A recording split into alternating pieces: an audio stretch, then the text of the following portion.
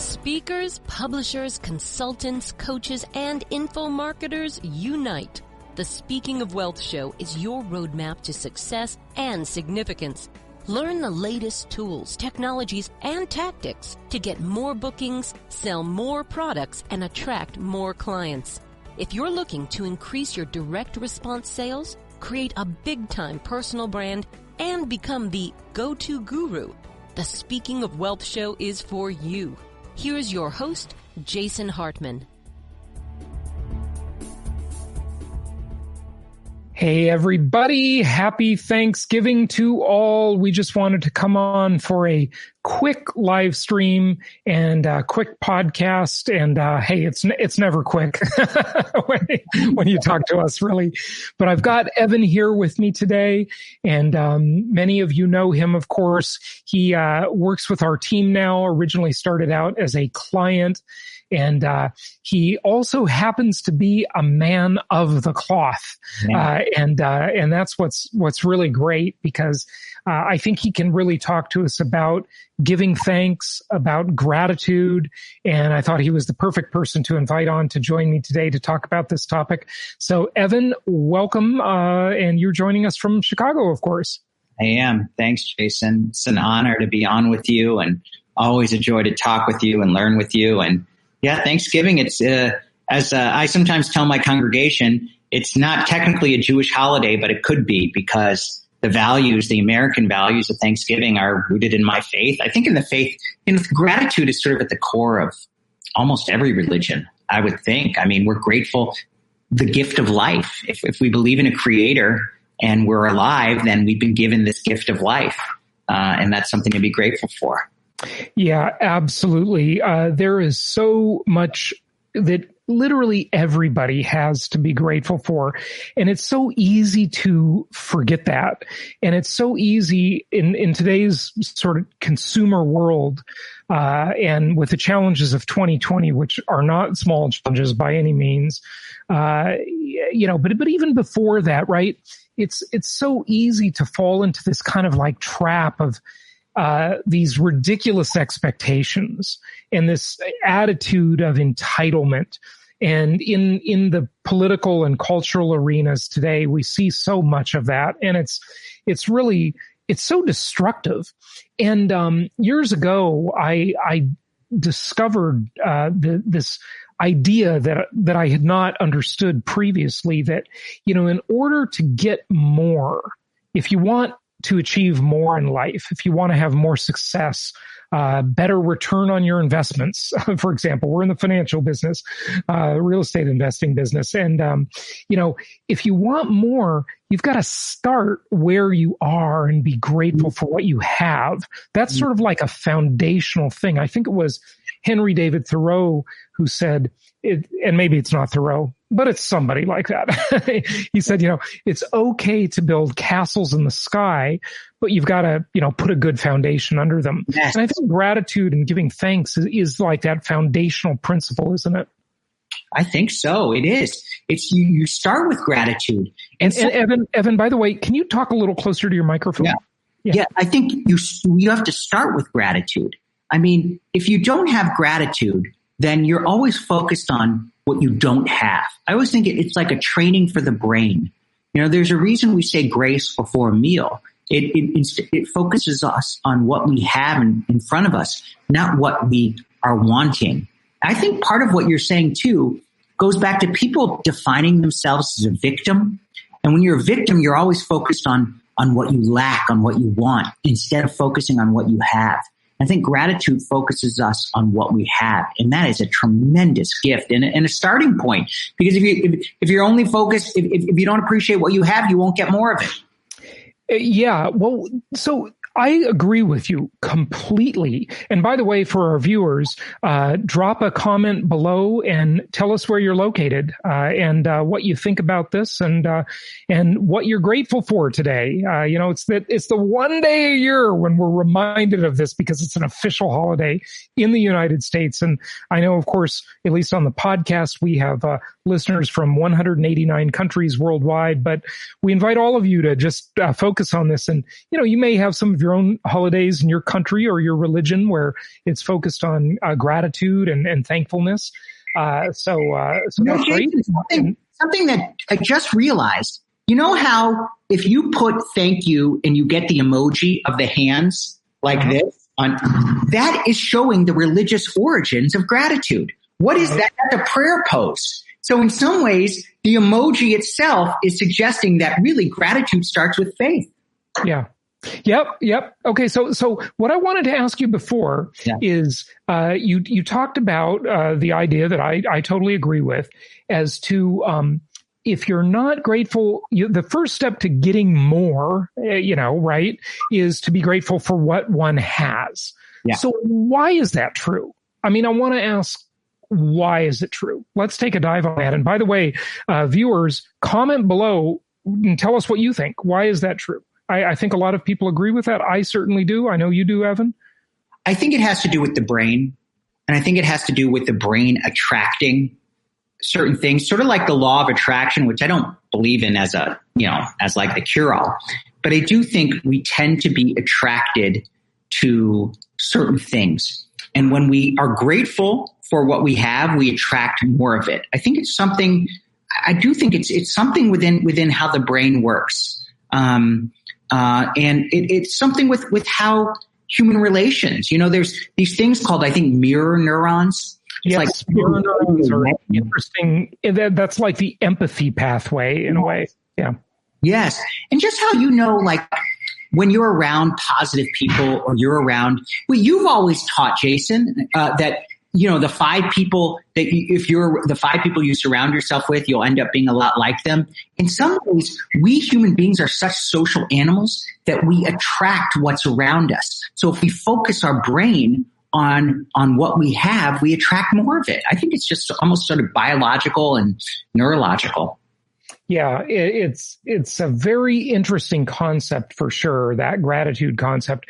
And I got to tell you, I think one of the most influential pieces of literature that really influenced me a lot, right around age maybe 21 or so, was the book by Og Mandino. He was one of these great, success coaches. And he wrote so many books on the topic, and his stuff is just great.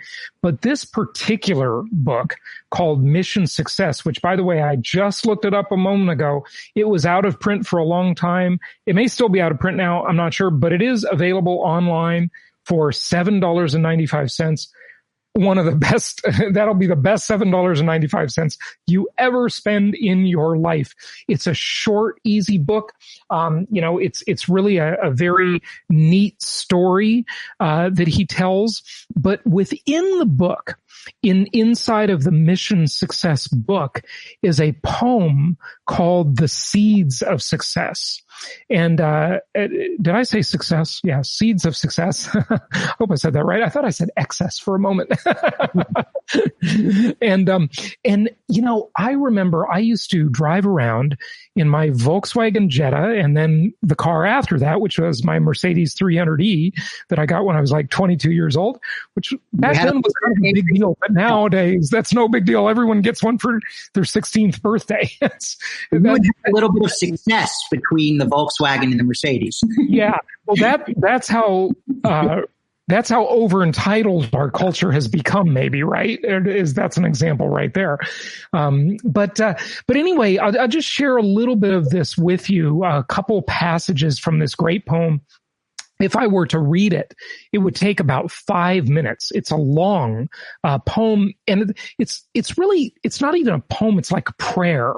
And Og Mandino it's just so good. I mean, it's one of the best pieces ever. And Evan, I'll share one part, and then you can talk a little bit about it, and then I'll share another part. But one part of it, Og Mandino writes, and oh, by the way, let me back up for a moment. This story basically is the story of a young man named Luke, and he was in the military. And they were fighting the Nazis, And he met this older woman who became like a mentor to him. Her name was Winnie Marlowe. And so she lived in London. And, it sort of goes through this whole thing of how she kind of like mentors this young kid for success. And then he goes out into the world after he's finished with his military career and achieves this incredible amount of success in the business world. And in the book, he stops to say there have been only 2 days in the last, I think, 40 years when he did not start the day without reading The Seeds of Success. And The Seeds of Success was a little book, a little gift given to him by Winnie. And he read it every day except for 2 days when he was recovering from surgery, for 40 years. And it just influenced and impacted his life. And it's just such a beautiful story. It really is a fantastic story. So here's one of the passages. He says, "I will treasure this day, for it is all I have. I know that its rushing hours cannot be accumulated or stored like precious grain for future use. I will live as all good actors do when they are on stage, only in the moment. I cannot perform at my best today by regretting my previous act's mistakes or worrying about the scene to come. I will embrace today's difficult task, take off my coat, and make dust in the world. I will remember that the busier I am, the less harm I am apt to suffer, the tastier will be my food, the sweeter my sleep, and the better satisfied I will be with my place in the world." Wow. That is just beautiful, Thoughts on that, Evan? Oh, I 100% agree. It's just amazing. I love that line, "The busier I am, the tastier our food." It kind of reminds me, in some ways, in Judaism, we talk about Shabbat, the Sabbath, which is, of course, shared in Christianity too. But, there's also the 6 days of work that make the Sabbath meaningful. And in some ways, we can't appreciate, you and I both love to work hard, as our whole team does. But in some ways, it's the hard work that helps us appreciate the beautiful moments like today.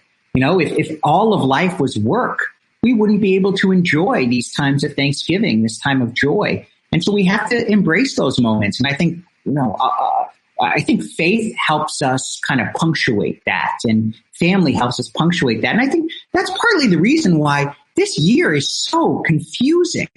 I mean, we stuck at home and we have this illness that's hard to understand. And, it's kind of thrown off our whole rhythm of life.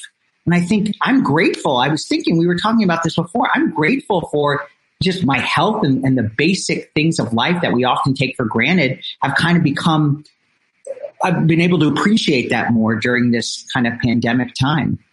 And as far as socioeconomic matters and standard of living issues, because so much of life, of course, is about financial and money. There's just no denying that. I mean, Anybody who denies it is just living in a fantasy. Okay. If you want food, you got to finance the farmland to grow the food. Okay, folks, everything has a financial component practically. And realize that if you are listening to us now, if you're consuming this kind of content, you're probably richer than 50% to maybe 75% of the entire human race, or richer than. So just, even if you're the poorest person in a non-developing country, right? You're already rich by comparison. The question I always talk about on the podcast is compared to what, right? Always compare. Now, most people, I think, all of us, including myself, of course, I'm not going to say most people, but I'm included in this. We get caught in this trap of comparing ourselves to these like unrealistic celebrities or business tycoons and so forth. But, make sure you're comparing, because humans compare. Okay. Look, that's just what we do. That's how our minds work. Okay. And it's okay to do that, but make sure you're comparing to the whole spectrum, right? So many people compare to, this unrealistic, person or comparison, and they end up being, bitter that they don't have this or they don't have that. And all they do is look for the lack rather than what they do have, right? Well, yes. And that's part of the problem with Facebook and Instagram. And that's social media is terrible. Yeah. I mean, we're comparing our real life with people's highlight reels. And there are studies that say that the more time you spend on Facebook, the more depressed you are. So the irony of it is that we're broadcasting partially on Facebook. So, it is what it is. But, you have to have moderation, have to be realistic. I feel that as a parent all the time. I sometimes see parents that, taking their kids to this museum and that museum and this, they're doing this academic program and say, well, am I being a good enough parent? And I just have to remind myself that, behind what people show is the real world. And you can never confuse these highlights with the real world. I love what you just said there. You said, looking at social media is comparing, everybody knows what their own whole life is about, right? They know the good, the bad, the ugly, everybody's got problems, right? But when you look at social media, you just see the highlight reel. Yes. Right. It's true. And I think people, it's funny how social media tends to have this positive spin, in the sense that, people don't tend to talk about the challenges they face, the bad thing happened to them. They sometimes do, but by and large, it's, this, that, and the other thing. It's look at me, right? And so it is a highlight reel. And boy, comparing this to the days before social media, I'm so glad I'm old enough to remember that. And I really think that it is important that we all are reminded of how life used to be. In essence, so much of what we see now, living our lives, is basically hundreds or thousands or even millions or literally billions, because there's about 2 billion Facebook users, right? Of self-styled PR firms, public relations firms, putting out content. And that, folks, is not reality. It is definitely not reality. No. And this is one of the things, to kind of go back a little bit to real estate, one of the things that you teach, Jason, is that this is the most historically proven asset class. And in some ways, we are relying on principles that predate, not just predate social media, predate, capitalism and the American economy and everything. We really focus on tried and true principles. And that's kind of like Augmendino and gratitude. Gratitude goes back, to the story of creation, and we're kind of, in some ways, when we get so caught up in social media, going down different rabbit holes, we forget what really makes life meaningful. And that's, I think, one of the beautiful things about Thanksgiving. It reminds us gratitude. It's, if we can, the connections, relationships with family members, although that's, of course, harder this year. And we have to return to those kind of first principles. And that's really meaningful. At least to me, it is. Yeah, definitely. So those core principles, very important. And, a lot of people are, they're not getting together. And, for people who live in places like the Socialist Republic of California and New York, these really insanely strict places with these, wacko, tyrannical politicians running, the governments there. It's funny because I was watching yesterday one of the sheriffs saying that they just completely refuse to enforce the governor's mandates, and good for them. It's so great to see someone say, I'm not going to do that. I'm not going to engage in this oppression. this Well, I bet we have some watchers in Denver. And I read a story yesterday about how the mayor of Denver was telling everybody not to go anywhere as he was getting on a plane to go visit his family. I mean, like, what? I mean, that's just so. I mean, that's the thing about America is we don't. At least we used to not believe in these elites and regulars that were all part of, one country, e pluribus unum, and we've lost a lot of that. Yeah, no, we have, and now we got to put this in check and say compared to what, and check and see if we're grateful or not, because it's amazing that you can even. Well, I mean, maybe not for long, but you can have a conversation like this. You can broadcast this. You can criticize the government, and almost probably everybody listening to or viewing this will later be on the podcast. You can go on social media, you can put up a website, and you can say, screw our evil president or prime minister, F them. And you know what? You're not going to get arrested. Okay. And you're not going to be sent to a re-education camp. That's an amazing thing. I mean, in the long history of humanity, that concept has only existed for about 240 years, folks. Before that, you did something like that, you would be in the gulag, you would be in a hole somewhere, at least for a time. So that, compared to what, right? Compared to what? And that's good wisdom too for, all the protests where people are knocking down statues and all this. You always have to ask, and that's the question historians have to ask, compared to what? We can't evaluate the past based on the present.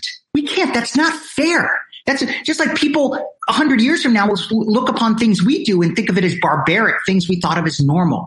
And that's compared to what? One of the reasons I love so much that the Jason Hartman question is not only that it helps us appreciate things, but it's very empathetic.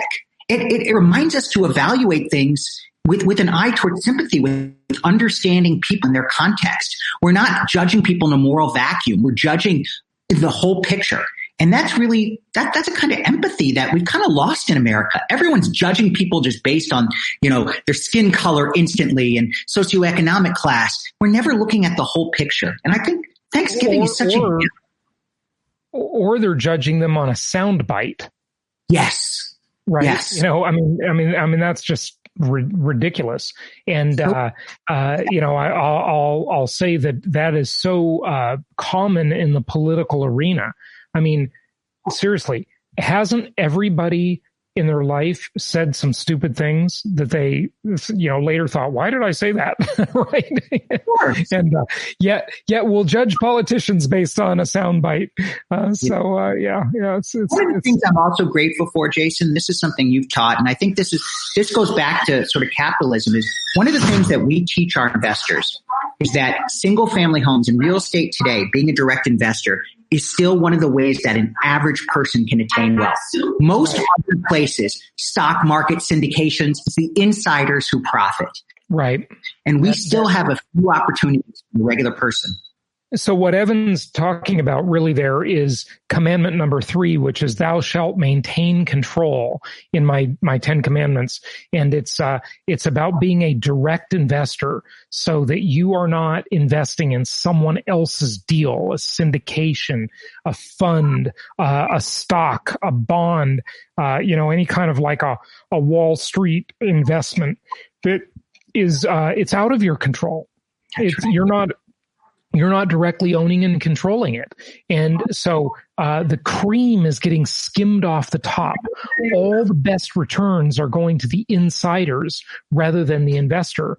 And Evan, it's funny, before we started today, you were just saying that you were grateful for, get this one, folks, Jerome Powell, our Federal Reserve Chairman. I am. Yeah. And by the way, before you dive into that one, I just wanted to say, in the short term, from an instant gratification mindset, I'm grateful to our rich Uncle Jerome Powell too for leaving the punch bowl out right at the party.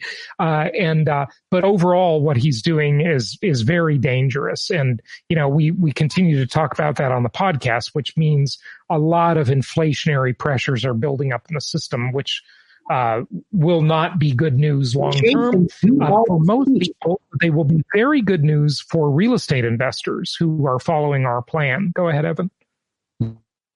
You always teach, align yourselves with the greatest powers in the world, central governments and central banks. And that's what we do, and so, yeah, I'm grateful the Federal Reserve keeps printing money. It means that interest rates stay low, real estate value, asset prices keep rising, and what did John Maynard Keynes say? In the long run, we're all dead. Yeah, right. The chickens are going to come home to roost later on. And, of course, I agree with you philosophically. I think we're all on the same page philosophically, right. But we have to adapt to the circumstances we're in. To explain Evan's reference there, John Maynard Keynes was a super famous economist, and Keynesian economics is the concept of priming the pump. Okay, where you want to put money into the system to start things moving, right? And that would be diametrically opposed to F.A. Hayek, who wrote The Road to Serfdom, and the Austrian School of Economics that would say let the market take care of it. And the Keynesian concept creates inflation, which ultimately, although it saves us in the short term, which is what we always gravitate toward, is the short-term reward. That's just sadly the way the world works on instant gratification. And, but it causes more, problems in the long term. It makes things worse in the long term because that inflation impoverishes the lower socioeconomic classes. But the upper middle and the wealthy class tend to get very enriched by it. And that's what we teach investors how to do. We help them benefit from that inflation. I say, like Evan mentioned, that you want to align your interests with the two most powerful forces in all of human history, governments and central banks. As much as we might philosophically disagree with what they're doing, and I do, and Evan does, and, most good Austrian School of Economics thinkers do disagree with it, but we're not going to change it. Okay. It is the way it's going. Okay. We're all Keynesians now. We have corporate socialism and that's the way it is. And so what we want to do is we want to position our assets, our investments to benefit from these policies. So we're kind of half joking when we say we're grateful for Jerome Powell, okay, and the Federal Reserve. I got to go in a minute because my computer's running out of batteries, but I just want to say this, and I'm not saying this just because I work for you, but I'm really grateful to you. I mean, a daily podcast where you're teaching these ideas that could stay in the academy. There are a lot of professors that are writing great things, and you interview some of them on the show, but you're taking this economic wisdom and giving us strategies and tactics for how to profit from them. I'm grateful as an investor and as a coach and someone who works for you. And I know that our clients are too. So we don't say this enough, but I'm just grateful to you. So thank you. Well, thank you, Evan. I appreciate it. And I'm so grateful that you became a client and then became a member of our team. You're just doing such a great job. And it's so great to have you for these extra perks where we can get a sermon on a special day like this. So that's just awesome. And you know what? I don't know how long your power is going to last, but I just want to share a couple more passages of Og Mandino's book, and then we will wrap it up. So he says, I will live this day as if it were Christmas. I will be a giver of gifts and deliver to my enemies the gift of forgiveness, my opponents tolerance, my friends a smile, my children a good example, and every gift will be wrapped with unconditional love. Then he goes on to say, I will waste not even a precious second today in anger or jealousy or selfishness. I know that the seeds I sow, I will harvest, because every action, good or bad, is always followed by an equal reaction. I will plant only good seeds this day.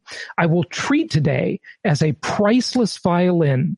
One may draw harmony from it and another discord, but no one will blame the instrument. Life is the same, and if I play it correctly, it will give forth beauty, but if I play it ignorantly, it will produce ugliness. Okay, and it looks like we lost Evan now. I think his battery is out, so you just got me, and I'll wrap this up here. So the ending of this fantastic poem from this wonderful book that you all should just grab today. Get this book because it is so good. He says, I will work this day with all my strength, content in the knowledge that life does not consist of wallowing in the past or peering anxiously at the future.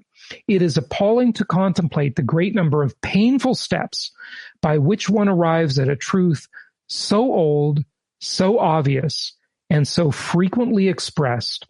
Whatever it offers, little or much, my life is now.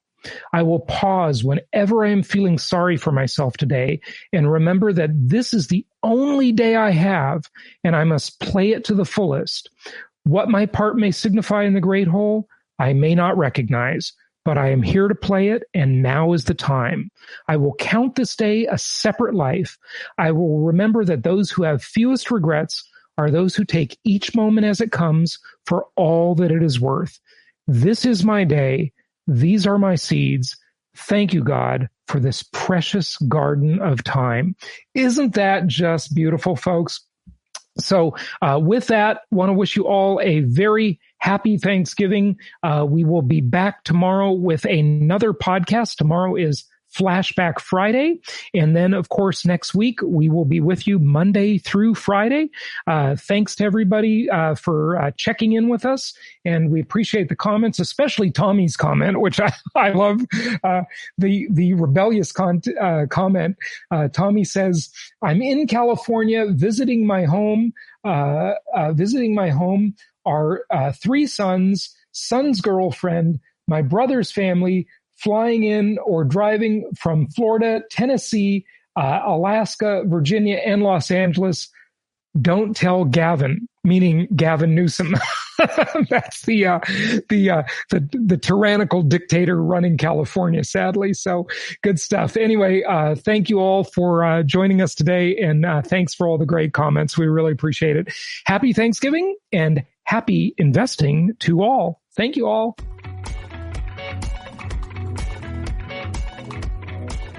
Thank you so much for listening. Please be sure to subscribe so that you don't miss any episodes. Be sure to check out the show's specific website and our general website, hartmanmedia.com, for appropriate disclaimers and terms of service.